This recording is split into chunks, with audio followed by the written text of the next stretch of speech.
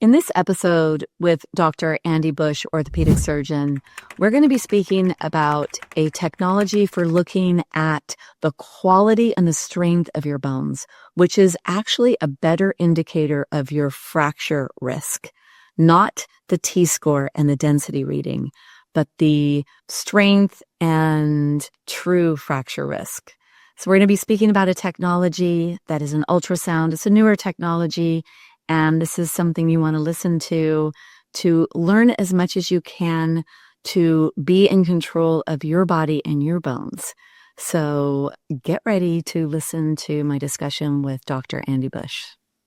Well, today I have Dr. Andy Bush, orthopedic surgeon, back with us because I just did a podcast with him on DEXA scan. We talked about T-scores and we talked about how kind of softened the blow, actually, from the T-score that women receive. And so we mentioned a lot another technology called REMS, and I thought we have to have another podcast to allow you to share with us why you love REMS, what REMS is, and information now on REMS. So welcome, Dr. Bush. Thank you for having me. This is, I think, a good follow-up from our last podcast. I think there would have been too much information for one. So I think this is good to have broken it up. Yes. And there's lots of questions about it. So that's why we need to clarify. Yeah. So last time what we spoke about is why I don't use T-scores in my bone health practice. And we went over the fact that the T-score is a measure of a single property of bone. Bone has a lot of properties. And it's not a good surrogate to determine what's going to happen, like when you apply a force to a bone, because that is not a determinate physical property. It's a behavior. When you apply a force to a bone, whether it breaks or not, again, is not a physical property of the bone. It's the behavior. How does it behave? Now, the behavior is based on physical properties. And again, there are multiple properties of that bone that determine whether or not it's going to break or not break. So when someone, like engineers, are trying to determine whether a bridge is going to fall down or an airplane wing is going to fall off or something, they're not measuring density. They're measuring structure. They're measuring the quality, the structure of the materials. And as docs, that's what we should be doing also, because the bone is a structural material. The skeleton is a structure just the same as the building, as the ironwork on the building or the framing of a house. It's structural material. And and again, when it gets assessed, we should be assessing it the way our engineering colleagues are assessing structures, is by assessing the ability of the structure to withstand a force or the strength of that material. And that's going to determine whether it fails or not, whether the bone breaks or not. So REMS is a technology that I've been using. It's an ultrasound-based technology that can give you an assessment of the quality of a bone. And I had mentioned in the other podcast that DEXA is only, what you're measuring with DEXA is only how well you block an X-ray beam. You're lying on a table, the X-ray beam is coming through you, and you are blocking that X-ray beam. And if your bone is more dense, more of the X-ray beam gets blocked. If it's less dense, less gets blocked. And it doesn't discriminate what's blocking the beam. So we had used an example of a chalk and pencil. Well, you can do a DEXA on a piece of chalk because the DEXA doesn't know it's chalk. All it knows is it's blocking the X-ray beam. It's going to give the chalk a great T-score. Pencil is wood. It's going to go right through the wood. And it's going to give you a lousy T-score. Yet, when you try to use it to predict what's going to happen, the chalk with a good T-score breaks when you drop it. The pencil with a lousy T-score doesn't break, because it's not just density that determines what happens. It's the strength of the material. A pencil's not dense, but it's strong. Chalk is dense, but it's not strong. Well, now to go to REMS, and just as an aside, you can't do REMS on a piece of chalk.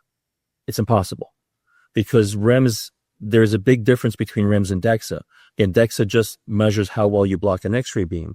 What's happening with REMS is we're pulsing a sound wave into you with the probe that we put on you with a REMS machine. Some of that sound wave passes all the way through you, hits the table. We don't care about that. We want the sound waves to hit things and come back to us as a reflection or an echo. So we're collecting the echo that's coming out of you. And the best way to think about that is like when you yell into a canyon. Now your friend will hear you on the other side of the canyon because some of your voice waves, sound waves of your voice will get through that canyon.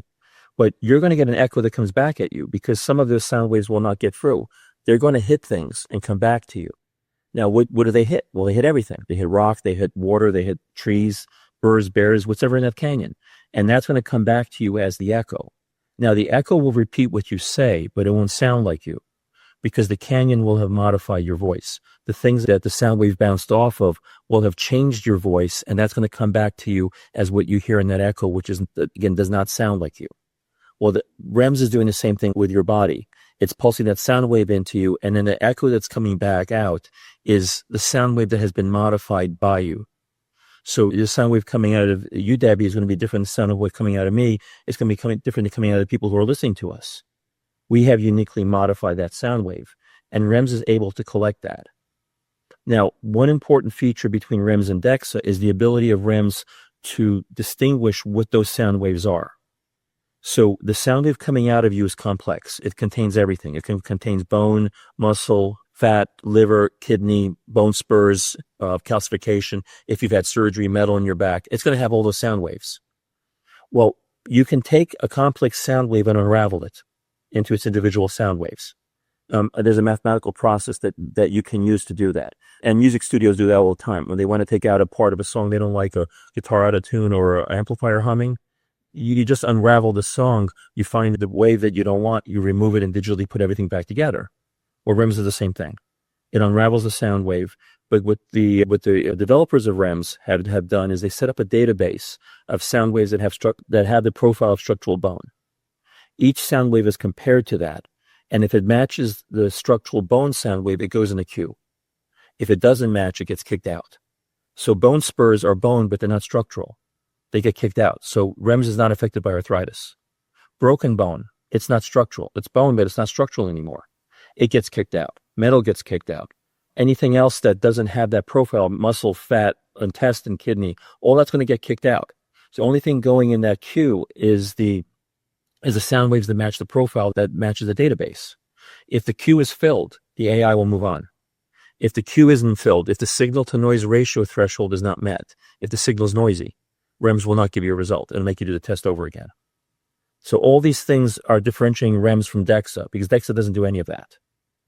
Now, we know that the information that's in that queue that now is moving on because we got enough of it, that it actually is telling us what we think it's telling us because multiple experiments in multiple laboratories in multiple countries have examined different types of bone and have gotten a sound wave out of those bones, and have noted that the sound wave coming from good bone is very different than the sound wave coming from bad bone, from lousy bone, from structurally incompetent bone. So you can tell the structure of the bone by the sound wave coming out of it. So that's what REMS is doing. So we've captured the sound waves, we've isolated the ones that are bone, and now we know that that sound wave is carrying this information. Now, what do we do with it? Because in reality, it's a complex mathematical equation. It's a bunch of Greek letters. How does a clinician like myself then be able to talk to a patient and say, well, what does this mean? Well, the developers at Echolight have come up with a very ingenious method of assessing that information. They developed a computer model where they said, okay, we need something to compare this to that is strong and clinically relevant. Well, what would that be? Well, bone in somebody who hasn't broken. Bone in somebody who hasn't broken is strong. So you get a whole bunch of people, you do a REMS on them, you get their sound waves, and then you can develop an average sound wave of strong bone. Now you need to compare it to something weak. So what's weak? Well, the bone in somebody's fractured. So you get a whole bunch of sound waves, you get a whole bunch of people who have fragility fractures, low energy fractures. You get their sound, you get the sound wave isolated, and you make an average sound wave of weak bone. So now you have average strong bone, you have average weak bone. They are statistically very different, and we know that from the laboratory studies. Well, then you have your REMS, and when REMS assesses a portion of your body, you're getting sliced up like a loaf of bread. The probe that we put on you has rows of zirconium oxide crystals, which are pulsing and listening sequentially. So each slice will generate a sound wave. That sound wave will then get compared to the strong sound wave and the weak sound wave. The sound wave coming from strong bone and coming from weak bone. If it better matches the bone in somebody who has fractured, the weak bone, it's labeled fragile. If it better matches the bone in somebody who has not fractured, it's labeled non-fragile. So in REMS, you get a fragility score. And the fragility score is the number of slices of bone that better match somebody who has sustained a fracture. So that's the number that's generated, and that's the number that's put on the fracture risk graph, where it's being compared, that number that you get is being compared to a database of 10,000 people who've been divided up by people who fractured and who haven't fractured. And the people and the people who haven't fractured is the green zone. So if you land in the green zone with your number, that means that your fragility score is such that there is no one in this 10,000 database, the 10,000 person database, who has fractured at your age with your score. So that indicates strong bone, indicates low fracture risk. Wow. It's like our bone song. That's what I'm thinking. It's like a bone song. And as you were saying that, you said the word rock came there. You said it was differentiating. And I'm like a rock and roll bone song. That's what I want. I want this tough bones. Yeah, it's a really complicated technology. And I know you love it. I know that you've more of the REMS than anyone else. Can you just explain what those letters mean? REMS? REMS? Yeah, no. Say it. Say what it is, because we're saying the word REMS, but someone listening, they're like, "Wait, what did you say? What did you say? What did you say?" So, just for clarification, what is that? Radiofrequency, echographic, multispectrometry, and that's a mouthful, but you can break it down into simple terms. Radiofrequency is a fancy term for sound waves. Literally, when you say radiofrequency, you're just saying sound waves. Echographic is sound waves that have bounced off of something, like an echo coming out of a canyon. So the reason we use echographic is because there is transmission ultrasound. There's sound waves that are measured as they go through something. Like when you yell into a canyon, your friend will hear you. Well, that's the transmission. Well, we don't want that. We want the ones that bounce back. So it's echographic. And then multispectrometry is just a fancy term for when a computer analyzes a wave. And you can analyze a light wave, you can analyze another energy wave, or you can analyze a sound wave. So it's just a fancy way of saying sound waves that they're echographic and are being analyzed by a computer. Okay, and then the term Echolight is the parent company, right? That's who developed the technology? Yeah, it's the company that makes the machine. Okay. So it would be the equivalent, like DEXA DEXA stands for dual energy X-ray absorptometry. So that's, again, describing the kind of X-ray used to do it. It's 2 levels of energy, and it's absorption of the energy by the bone. So that's kind of the descriptive term. And then when you say Hologic or you say GE, those are the companies that make DEXA machines. So Echolight is the equivalent to GE or Hologic. And then REMS is equivalent to DEXA. Okay. And then you're an orthopedic surgeon. And I know I said this in the other podcast, but just in case someone's just listening to this and not the other podcast, one thing that I found fascinating is you said your bread and butter of your practice was to fix fractured hips and fractured pelvises, which is what we women want to avoid. That's the big fear, is a fracture, especially hip or pelvis. And so you've gone from fracture fixation to fracture fixation to fracture prevention. And you, as an orthopedic surgeon, as a bone doctor, that's actually, what we should get, instead of having DEXA or REMS, we need to have orthopedic surgeons looking at bones, right? You see bones more than anybody. I mean, to me, bone doctors you're touching them, you're doing things to them, you're manipulating them. So as an orthopedic surgeon, someone whose hands are in the bones that you've touched and fixed and all of that, you're standing behind this technology of an ultrasound over the technology of a X-ray. Yeah, because it's structure. And I'm noticing that's probably common because there are several other physicians, orthopedic surgeons, who are doing REMS, Dr. Kim Zambito, Dr. Nick Birch in England. And so we think alike. I mean, we're orthopedic surgeons. So when we look at bone health, we're actually looking at it the same way. And I do think it's going to be different than our endocrinology colleagues. And I kid around and say, okay, so what made us different is when we walked into the operating room, our endocrinology colleagues saw the bone and they fainted. I saw the bone and I went to drill holes in it. So it's very different personalities. And so I consider myself the bone engineer, whereas I consider my endocrinology colleagues the bone philosophers. But I think we all bring something to the table. So I think there was a lack of having the orthopedic surgeons at the table. And for many years, it was more of a philosophical discussion, because really the people who were talking about it, like you mentioned, they never handled bone. I mean, I handled bone as a structural material. I mean, I kind of kid around about how I went into orthopedics. I was planning to be a family doc when I went to medical school and started residency. But when I walked into an orthopedic operating room, it looked like my garage.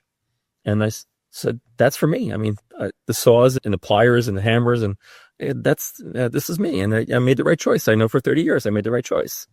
So again, I think when we come to the table or I'm presenting this, there might be some pushback because again, the tendency is to talk T-score and density, and that's been sacred for 30 years. But now I'm coming around and the other docs who are orthopedic surgeons saying, wait a minute, bone is structure. It's structural material. If you want to know if it's going to fail, you have to look at it as a structural material. You have to look at the way the engineers look at it, the way we as orthopedic surgeons look at it. Is it strong or is it weak? If we put a screw in it, does that screw spin or do you have to really tighten that screw? So really when we address fractures, if I have somebody with really crappy bone that I got to fix, I all of a sudden pull out cement or bone filler because I can't put a screw in that bone. It just spins. It's not going to hold my construct. My construct's going to fail. So then I have to supplement that bone in order to be able to put it back together. So that's what we're trained as orthopedic surgeons to do. And that's how we look at bone. We actually look at the quality to determine, again, if I'm putting a hip replacement in somebody and that it's not grabbing the bone because the bone is lousy, I'm going to use cement. I'm going to use a filler. But if that bone is hard and I put that prosthesis in and I got to bang it in and it's a solid rock, no, I'm not going to put any filler in. That bone is good. So really, that's what I think as orthopedic surgeons we're going to be bringing to the table to the discussion on bone health. That really probably has been lacking as bone health has been developing, although there's more orthopedic surgeons now also sitting at that table. I mean, we're not the only ones. We just happen to be the people who use REMS. But again, I think that as that number increases, I think what I'm saying will make sense to my orthopedic surgeon colleagues. As I'm speaking with Dr. Bush, I wanted to share that we actually put together master classes to help educate women and empower them to take control of their bone health. And one of the best ways to do this is through education. So look below to see if one of the master classes we're offering has information in it that you'd like to learn more about. And join us, and we can speak with you and answer your questions live on the spot. And we also share materials that you could take to share with your physician as you become in a equal relationship with your doctor in determining what you need to do, what course of action you should take for your bone health. Now let's get back to the show. Yeah, you just completely blew my mind right now. Have you thought about this before? That now the orthopedic surgeons are entering the bone world and are at the table? Have you thought of that concept before? Is that a bit new? Because you and I speak all the time, and you've never said that before. And what you did say to me is you said we have to look at bones from a mechanical lens versus a biological lens. Or both. You have to look through both because there are metabolic problems, and endocrinologists, that's in their wheelhouse. I mean, I'll defer to them because that's what they've trained to do. Again, I've trained to put screws in bones. They've trained to treat bone diseases. So again, I think again, it's coming from two different directions. One is metabolic, one is structural. I'm sorry, I didn't mean to interrupt, but no, you're okay. So, what happened is because we're doing this endocrinology perspective, right, through gynecology and endocrinologists, the only tool then is the medications. And the only diagnostic that we're looking at is the density and the T-score. So we're kind of overdoing it in that world. We have a limitation in the lens. And so we've been handling it from a very limited perspective. Yeah. And now that women are becoming more educated, they want more natural approaches. They don't want to go on medications. Women are learning that they actually have a role in their bone health, that it's not just, here, doctor, fix me, but rather they have an active role. And there's things they can do either before meds or maybe not even ever need them. So we have all these things changing. And that's what I'm noticing. My discussions with orthopedic surgeons is what has educated me so much on this. And that's what you were saying, is this whole mechanical perspective and how important the muscle is to the bone, and this relationship and this communication that takes place between muscles and bones. And many people know about osteopenia or osteoporosis, but the word sarcopenia, muscle loss, is part of the aging process. So when we can look at this relationship of the muscles and the bones, one more way to empower women to realize those are your muscles in your bones. What are you going to do to make those muscles stronger? Because the stronger they are, the stronger your bones will be, and the less likely you are to break. And that's that's our goal. yeah. And newer bone physiology is focusing on the bone muscle unit. The older literature, the older way of looking at bone was looking at bone in isolation. Well, your bone doesn't live in isolation. If you have no muscle, you will have no bone. And we know that through space travel, horrible conditions like spinal cord injuries, polio, strokes. So you can't look at the bone in isolation, because the main thing the bone responds to is the force that it feels, which is the muscle attached to it. So that's really the new direction of bone physiology. So muscle is, again, you can't just speak of bone. If you speak of bone, you have to talk about muscle. Yeah, one more missing link I'm thinking about now, maybe a couple of years ago, this came up for me. I don't know who I was speaking with, but people fall and fracture. They're either in the emergency room or they're in homes, or, that's where they go, and then the orthopedic surgeon puts them back together, fixes them, right? There's usually not any communication between the orthopedic surgeon and what they noticed or what they do in their work to then the woman going to her endocrinologist or gynecologist to follow up with what is she going to do with her bone journey. And I think it was a couple of years ago that it might have been a physician that mentioned that to me, that they are seen and healed and repaired, but then there's a disconnect. It's not like a whole entire loop that is following up. So the fact that you orthopedic surgeons are in the house is what's going to save us. It's what's going to empower us. It's what's going to change the narrative on the way things have been happening since the 1990s, that we have been misguided and misled since the 1990s as women, disempowered. We have been offered just medications and not at all what can we do. And I think that you're bringing in the orthopedic surgeons, you, Nick, Kim, everyone that I interview and speak with and work with, you're bringing this whole different perspective, and you actually see the bones, work with them and know them. So I love this. I'm so grateful for the orthopedic surgeons getting involved in, I want to say getting involved in bone health, when in actuality, you decided to do that in medical school. What we're doing. Well, we approached it differently. I mean, everything you said was correct, where I would fix a fracture and then I would leave it up to my medical colleagues to worry about why that fracture broke, because I'm fixing my next fracture. So really, there is a void. Now, the different organizations like the AOA and ISCD, Intentional Study Clinical Densitometry, the American Orthopedic Association, they're coming out with programs called fracture liaison services. So that as an orthopedic surgeon, I'm not going to have to worry about it.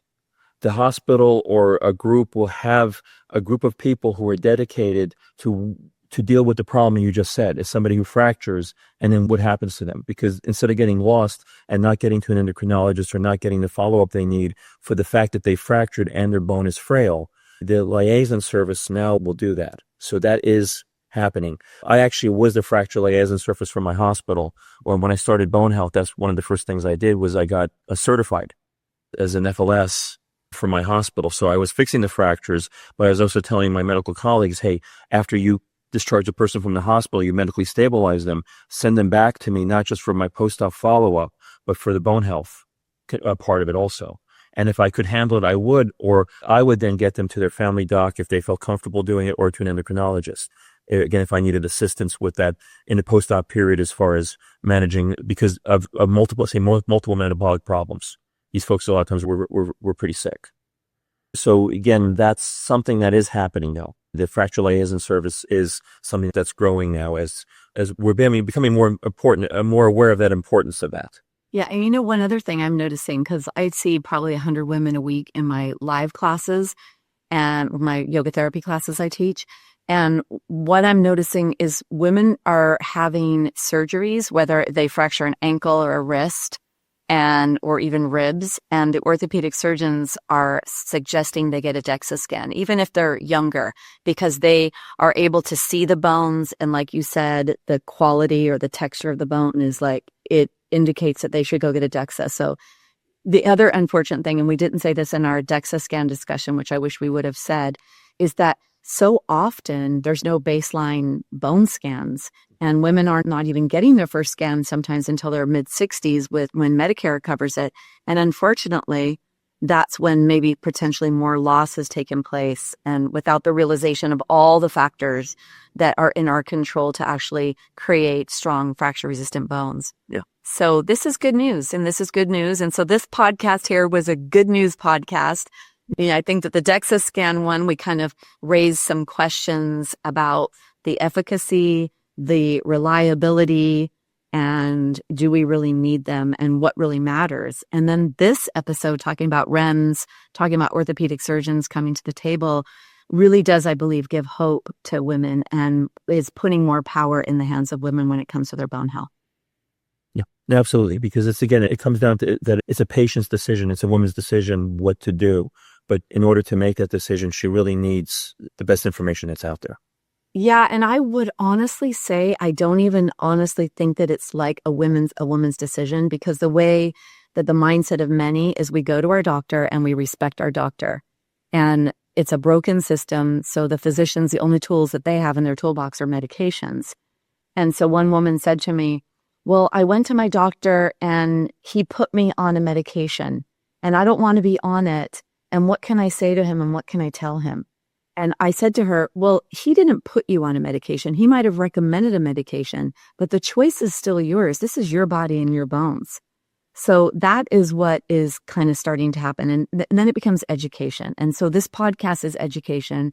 You and I also do webinars where we educate and share information on how to discuss things with your physician, because the more information you have, the more empowered you are and the better informed. And then you can be a part of your decision on what you need to do with your doctor and have a relationship where you can have a decision with, or a discussion with them. No, I think it's a great service what you're doing, Debbie, because I think what you just said is the traditional way is to say, okay, my doctor did this, or my doctor told me to do this. Well, your doctor is educated, but the doctor's not perfect. And it's still your decision. So I think by doing what you're doing with these podcasts and the webinars like we're doing, is we're letting women know, hey, you have to ask questions. I mean, your doctor does have that information, but they're busy. Sometimes the current medical, what's happening in healthcare is really not a good thing. Hopefully it'll get better, but so you really have to advocate for yourself. And I think by doing this, you're emphasizing that to the folks who are listening, that it's their choice. And they need to make a really an educated decision, and their doctor is there to provide them with that education, not to make the decision for them, but to give them the education they need to be able to make that decision. But it's ultimately their decision, it's their body. And again, to have that empowerment to feel that you can do that, and that not only that you can, that you should do that.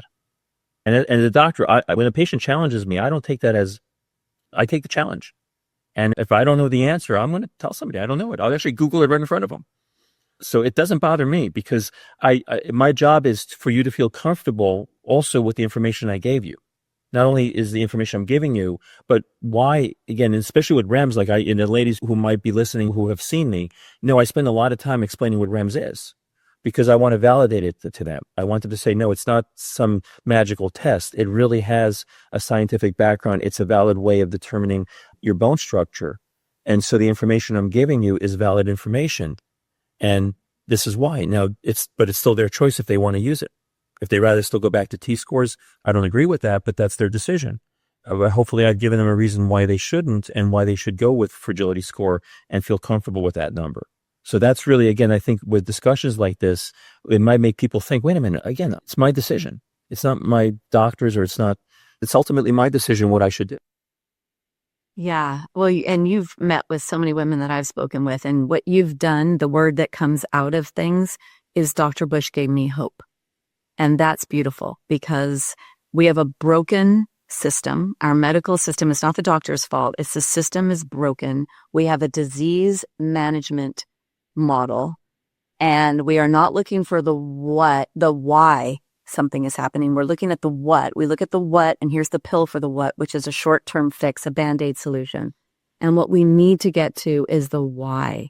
And when you get to the why, the root causes, that's when you can start to remove the factors that dissolve bone, focus on the factors that build bone, and even know that that exists, which is what's happening. So thank you for doing what you do. Thanks for giving hope to women. I love referring to you. And what I really love, I love to refer, but I actually love to have the conversation after they've seen you, because then I'm like, what did he say? And they tell me, and then they're like, the word mostly is hope. He gave me hope. Well, thank you. Yeah.